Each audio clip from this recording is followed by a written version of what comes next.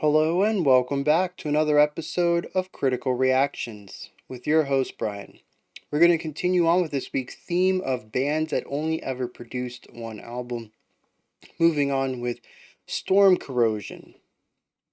Specifically, we're going to be looking at the track Hag.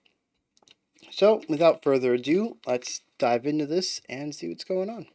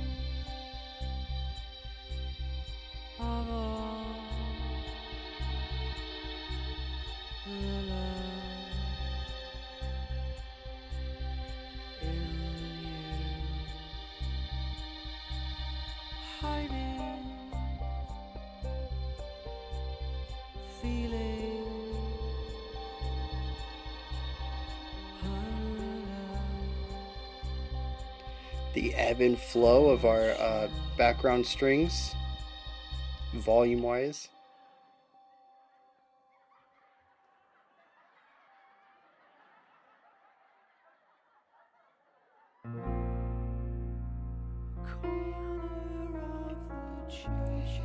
We're what, 2 minutes in already?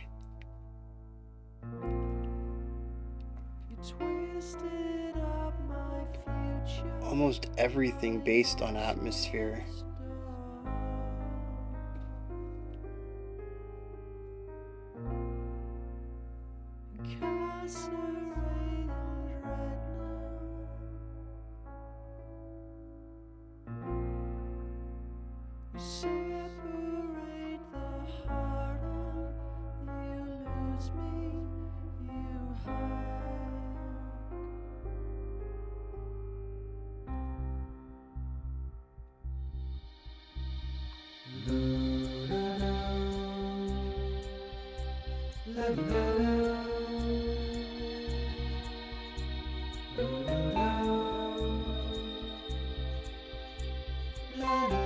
There's so much anticipation being built up.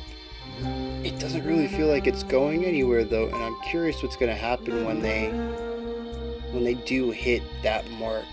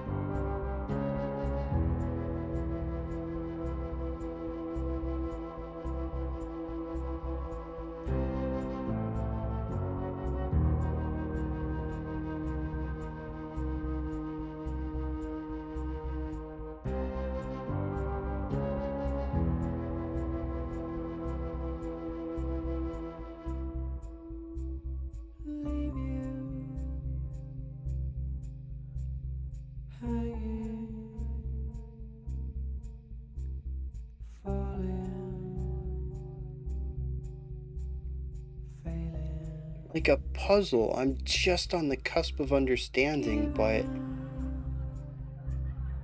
still no closer to the answer than when I started.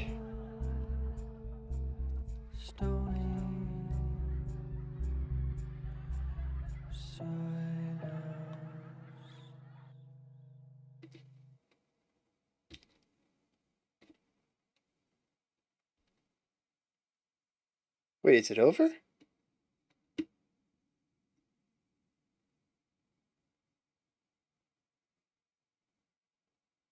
Huh?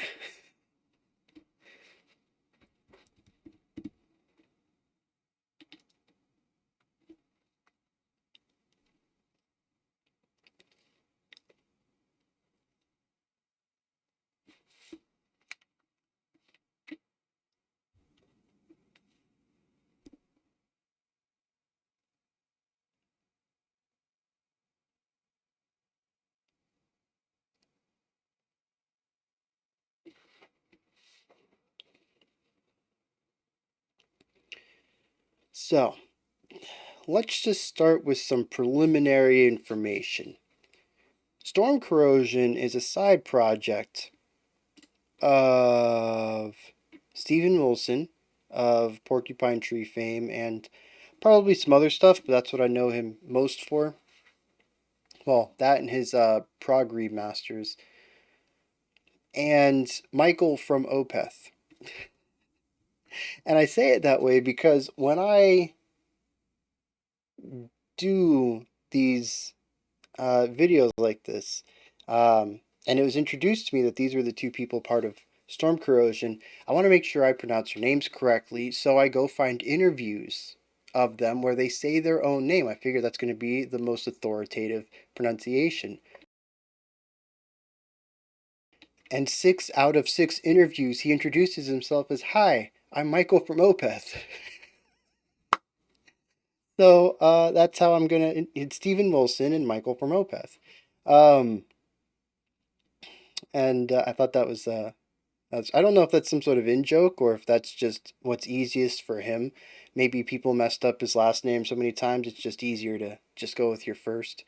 But it caught me off guard because most people don't just introduce themselves by their first name. Um, at least famous people. Anyways, that was a weird aside. So yeah, this is a side project. And so I'm not as familiar with Opeth. I can't say that I necessarily hear too much Opeth influence here, other than maybe some of the production and drum work. I don't know who did the drumming, but at least whoever composed the drumming, I would wager it's Michael, or Michael had a lot of input on it. Everything else feels very much like I expect from Steven Wilson's work, both as a solo artist and from Porcupine Tree. If we exclude the loud middle 2 minutes of this track, we have something that's very atmospheric based, somber, isolating, vulnerable, and small. I don't know if I said small, but I really want to emphasize small because it it is. We have our vocalist here who is using a bit in the higher range. I'd wager it's a mixed head and chest voice. And it's just a couple of notes at a time. Ba-dum, bum, ba-dum. And it's quiet. It's not full bodied. There's not a lot of air pressure or air pressure. It's close enough. We're going to go with air pressure behind it, where it almost feels weak. Not necessarily because there isn't effort being put into the singing, but that there's effort being put into the singing to make it sound like somebody who is scared or shy. It's just very difficult to put themselves fully out there. And, we've heard Steven Wilson before, full bodied voice. So this is definitely not something I think is a part of him as much as it's a part of the performance. the narrator or character or whatever's going on, whatever is happening narratively or thematically, this person is supposed to appear timid, and that's why the vocals are like this. And what surrounds them is very sparse as well. For a vast majority of this track, the volume is way below our max, and the width is well, there isn't a width. We have our center vocal taking up a very small amount, and a piano, and something else, violin maybe. I don't remember. I was trying to figure out so much of what they were trying to say because there was so little happening that I think I forgot to pay attention to what the exact timbres were. Um, and that's kind of it for most of it, is the vocals and two quieter instruments surrounding him.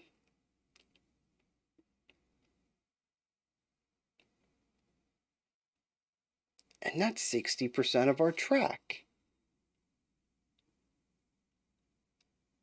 And I'd even say that some of this goes hand in hand as well. The piano frequently played the same notes that the vocalist did, though might have had some flourishes or little ornamental ideas between the vocal phrases. But when the vocals came in, they were singing what the piano was doing as well. So that was actually a layering up of ideas. If we remove the vocals, we just lose the accent, the focus put on those specific 2 or 3 notes every couple of bars, but the melody itself that the piano is playing doesn't change. And I think that just goes to show just how simplistic and reductive and isolating they were trying to make this opening section. It has 3 instruments, but not 3 completely unique lines. Really aiming for a minimalism of it all. Now, pocketed right in between these 2 bookends is the drum solo.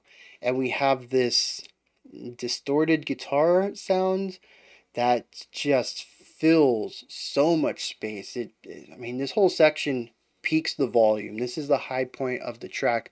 Volume wise, width wise, the guitar is large. And the guitar plays something and holds out the last note, and then we have like a 2 bar drum solo, 3 bar drum solo. It feels like each solo gets, or each of these phrases gets longer, longer, longer, and the drums just get so much more time. But the drums slow down, and then they have a more rhythmic approach, sort of metronomic style, to pair with what the guitar is doing their next phrase, and then they land on a note and hold it out so the drum can play their solo. And we do this like 8 times, maybe. It's a pretty lengthy section for something that's as simple as it is when we reduce it down to its bare minimum. And then we fade out until we return to our first section again. Now, something really interesting about this part, though, I focused on very intently. I didn't want to call it out, though, because I didn't know what to make of it. And to be honest, I still don't know what to make of it, but if I don't say it now, I'll finish the video without having brought it up. The drums are ultra compressed. I don't know what the purpose of it is. The guitar is also compressed a bit more than I would expect. It sounds a bit muted, but the drums sound muffled.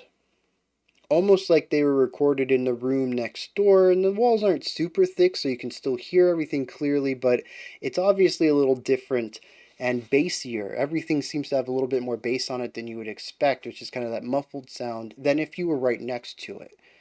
And I'm not quite sure what to make of it. It paints a very specific picture, a type of atmosphere. It's all a bit hazy. And I think the exceptional use of fuzz on the guitar and the muffledness on the drums gives it that extra sort of fogginess to the whole section. And maybe that means something, but I'm not quite grasping it. And the thing is, whenever I see Steven Wilson's name, I'm usually ready for some sort of analysis like this. Um, what was it? Routine? Is that what the track was called? I'll put the link up there. I did a reaction to Routine. I think it's even listed in my highlights playlist because I'm quite happy with the reaction I did for it, the analysis specifically that I did for that track. And I've always kind of admired Steven's ability to put messages in the more mundane aspects of music. And that song specifically, I feel and still believe he put the message into the time signature, which is usually something that bands either don't think about too much about or overcomplicate in a mathematic form. It's not used for the art, it's used for the skill as a display of craftsmanship. And both of those are fine too, just not worrying about it and using it primarily in a mathematic sense. But I really love that Steven was like, this could be a part of the storytelling. And so when I see his name on Storm Corrosion, I'm ready. I'm like, okay, we're gonna have something artistic. We're gonna have something that's going to deal with themes, and I'm kind of disappointed in myself that I'm walking away from this with nothing at this point. Um, it's a simple song on the surface. We have quiet, tense, isolated vulnerability, followed by an explosive fogginess or an explosion in a fog, some sort of hazy release of energy that fades back into that original tension, almost as if the outbreak didn't actually make the thing better. Whether it was, improve a situation or make somebody feel better. And we wind up right back where we started. And it's all done with just 2 to 4 instruments per section, sparsely utilized.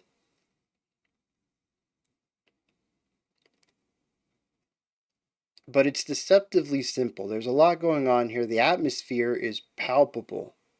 As minimalistic as the instrumentation is, it still does an absolute fantastic job at crafting an emotional sound sphere for the listener to engage with.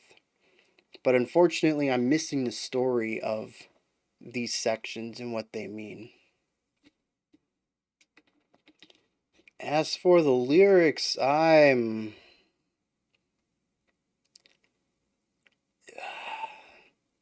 best I can read this is some sort of disgust, distrust, and possibly a newfound disinterest in somebody.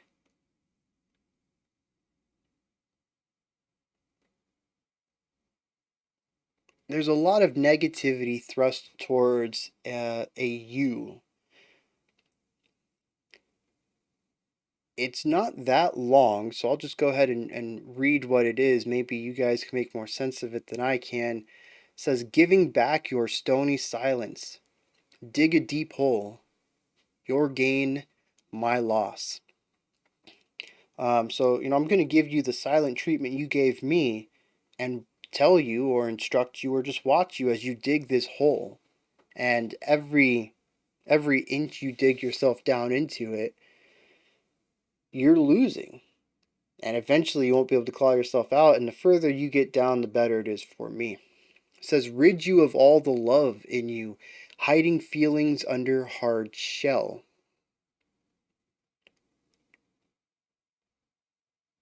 Uh,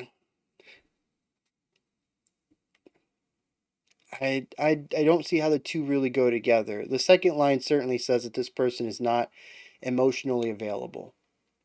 They might not feel comfortable displaying their emotions in the same way that our narrator does, and they take that as a negative.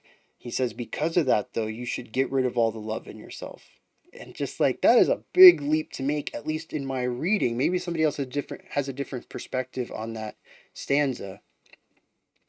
The final stanza says, a corner of the churchyard, you twisted up my future, my useless dog. Incarcerate in dread now, separate the heart, and you lose me, you hag. Leave you hanging, falling, failing, giving back your stony silence. And there's a lot of lines in there that don't make sense to me. I mean, the end makes sense. I'll leave you in your frustrations and your failings as you continue to fall and hang simultaneously.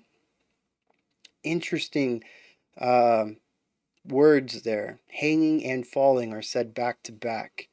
But he says, despite you in this state of failure, of consistent failure, of unable to find a way back to any sort of success, I will simply stand and stare. I will give back your stony silence. There is no care. This person cares not for the circumstances of the you. But like the other four lines, I got nothing on that. And that's what I mean. Like this song just seems to be full of contempt. It is this this hatred almost of this other person. And I've got to be missing something in this song because I don't feel that here. Like I had mentioned, I got timid and vulnerable, small, isolated, explosive, but takes us back to where we were. Didn't effectively do anything. It might have felt good in the moment, but we return back to that timid, vulnerable state that we were in at the beginning. And this seems to be about a person who's greatly in control of the situation and reveling in the actions happening around them. I don't know. I've got to be missing something here. Both Opeth and Porcupine Tree and Steven Wilson's solo stuff. I haven't listened to any of Michael's solo stuff. I think he has solo stuff, but I don't think we've listened to any of it, so I can't comment on that. But Opeth and Porcupine Tree and just Steven Wilson's solo is all really good at atmosphere and tying the themes of the lyrics to the emotional resonance in the chord progressions and stuff like that. And I don't get that here. And with the two of them working together, I'm going to wager that's a failing of mine than a failing on theirs. But, those are just my thoughts on Storm Corrosion's Hag. This is where you step in. Please give me your perspective on this. Let me know if I missed something, if there is something I interpreted poorly or wrong, if you have your own perspective on things, your own interpretation of the lyrics. Please. Like I said, I always look forward to Steven Wilson's and Opeth's works because of the way that they sort of wear their emotions on their sleeves, and I can always find these really deep connections between their music and lyrics, and I'm just not getting it here, and I really want to. The two of these working together should both embellish and improve their ability to do this, and I think we have checked out something from Storm Corrosion in the past, haven't we? I can't remember. But I think I walked away from that one fairly positive. And this one I'm sort of neutral. I don't know what's going on. So yeah, if you can help me with this one, please do. Above the comments is this description box. You can get a link to Linktree in there. You can find my music, ways to support the channel, a link to the Discord server, and so much more.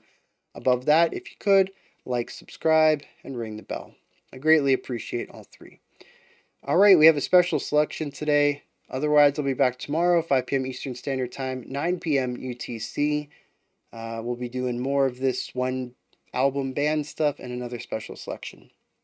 Until next time, remember to be critical, not cynical, of the music you listen to, and have a fantastic morning, afternoon, or evening, whenever you choose to watch my videos.